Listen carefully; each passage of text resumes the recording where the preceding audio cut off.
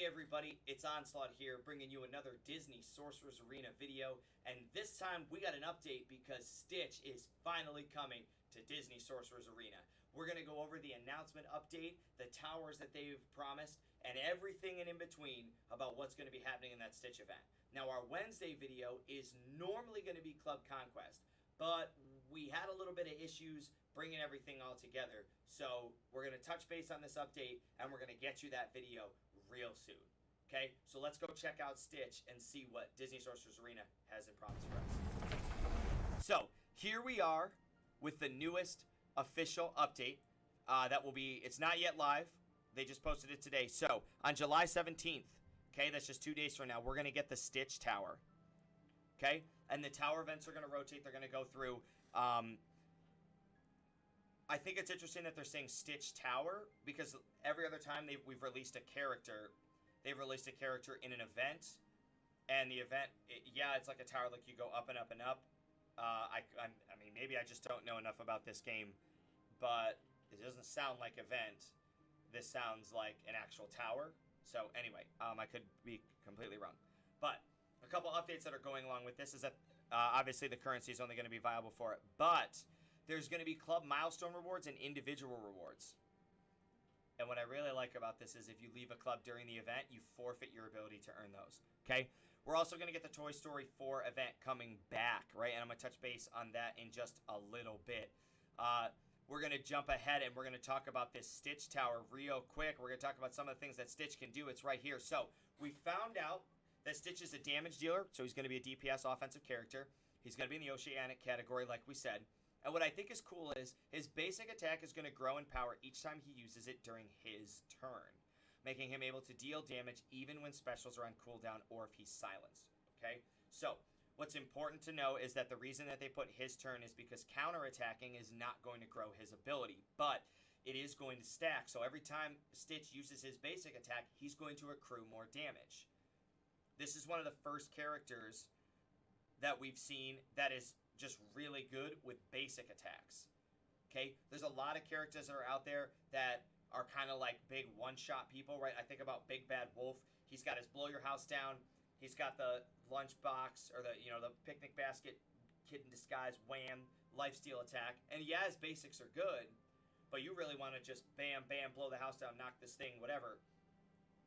Stitch is going to be somebody who, when he's just firing basic attacks, you're putting in some damage, you're putting in some meat. And what I really like is that when they're mentioning that if his stuff if he gets silenced, if his specials get shut down, and that's what we really want to see. There's starting to be a lot of characters in the game. I've talked to some people that have even responded to these videos that have been kind of hit or miss about it, where we're starting to have a lot of supports that have lots of debuffs. We're starting to have supports that have lots of full team buffs. And it's becoming harder and harder to find sets of characters that function well if your opponent lands like a full team blind or a full team stun or a full team, like Stitch is looking to be one of those characters that is going to be able to just continue to bash and bash and bash. The other thing that we know about Stitch is his passive making him resilient against multi-hit attacks. So lots of the characters in the game that are designed to just pummel over and over and over and over again, Stitch is going to be able to resist a lot of that damage. He's going to have that survivability, which is just super crucial. I hope that it's not over the top.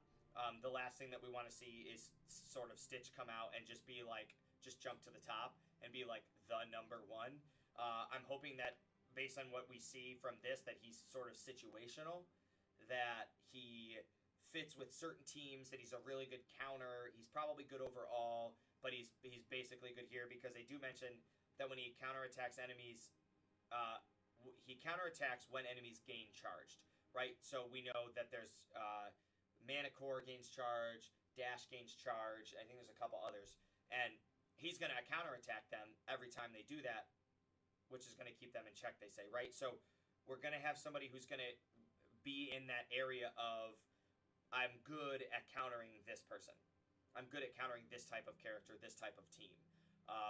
And remembering his counterattacks are not going to build, they're not going to, continue to stack, even though they are his basics. They've also given us a little bit of information about some of the other characters that are coming with him. So we're getting Cobra Bubbles, we're getting Captain Gantu, right? Cobra Bubbles is another support, and he's going to go on and controlling the battlefield. So again, this is could potentially be one of the things that me and some of the other people I was talking to were a little bitter about, in that if you just continue to release just over-the-top supports, you start to change the diversity of the meta. For instance, like Hiro Hamada is just has such an amazing buff and does like team control and team support that it's tough to make an argument to put somebody else in that slot in certain teams. We see that with Ana. Ana's passive, or not passive, with Ana's leader ability and Ana's ability to give most of her adjacent characters speed, with Ana's ability to just constantly heal as people are taking damage. I think that's her passive. Sorry, not leader. I don't know. You know what I'm saying. It makes it difficult for you to want to have another character in that slot because there's just not another character that's doing all of those things. Right? So Ana's a character who not only can she heal, but she also gives a speed burst, but she also can inflict offense down on the whole other team, and she can also like inflict offense up on teammates. So she's kind of doing everything that you want your support to be doing, and it doesn't matter who's around her. Yes, it's better if she has more frozen people on her team, but the bonus is already big enough by just having like Elsa and Kristoff. You still got 2 more spots. So again, he's got a new harmful effect. It's Intimidate. Intimidated units can assist, counterattack, or gain a bonus speed meter. I like this a lot. I think this is a good mechanic. We see a lot of assisting in the Frozen team. We see a lot of assisting in the Incredibles team. The counterattacking can be big, and then gaining bonus speed meter. A great way to shut down Kingdom teams and teams that are trying to run out of control.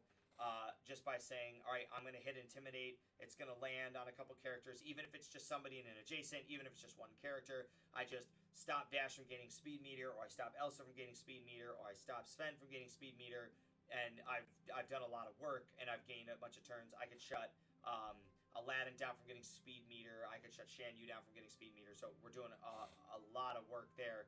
And then passively granting tactics to teammates. It's not a skill that we've seen tossed around a whole lot. I think Hamada can do it. I can't remember if Tinkerbell. Was it Merlin that can do it? I think maybe. And then Olaf. Right? And now him. I think I said Olaf twice. So now we have Bubbles being able to do it. And Tactics is really, really sweet because Tactics is like guaranteeing that other abilities happen and that their abilities, when they give them, happen. Tactics is like saying, here, you get a free 100% chance to do these things. So I like Tactics. I think with the addition of Tactics, with the addition of Intimidate, one of the things that we're going to need to see is we're going to need to see a fix of the HUD where all of the debuffs and buffs get listed, because we already get to like 3 and it's just ... and you have to select the character to see it. That can make PvP battles really painful if you're trying to farm and climb and get all the way up there. Not farm, but if you're trying to grind and climb and get all the way up there, you're going to wind up in a position where you just can't remember all the buffs and debuffs on certain characters. But, you know, that's for another time. And then we have Captain Gantu. He's like one of your big beaters. He's one of the tanks. He does a lot of counterattacking. And the more that he's not attacked, the more dangerous he is. Which is interesting from like a brawling character, but again, he's not a tank. So he fits more in like, I'm trying to think of how I like feel about this. All of the big brawlers we have are tanks. You know, it's kind of like Jasmine, because Jasmine has Raj and she just kind of can set her out in different places. But anyway, so big counterattack. We get a chance to counterattack when any other teammate is attacked. We can inflict slow on all the opponents, and we can grant tactics to all Oceanic teammates. So, a big push towards Oceanic teammates. There's been a lot of tutorials on that tower, the Oceanic Tower, I think it's 4. And lots of people needing assistance, lots of people needing help. And my biggest burden to overcoming that tower was I just needed more Oceanic characters.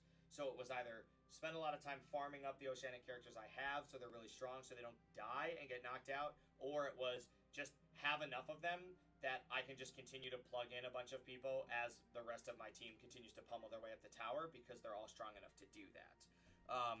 With these characters coming out, we also saw, I'm going to go back up to this, some bug fixes. So they're going to be listed down below. We were having a problem with characters performing or not performing actions under stuns, sleeps, and charms. And that we are going to now have charms stop characters from using passives. Okay?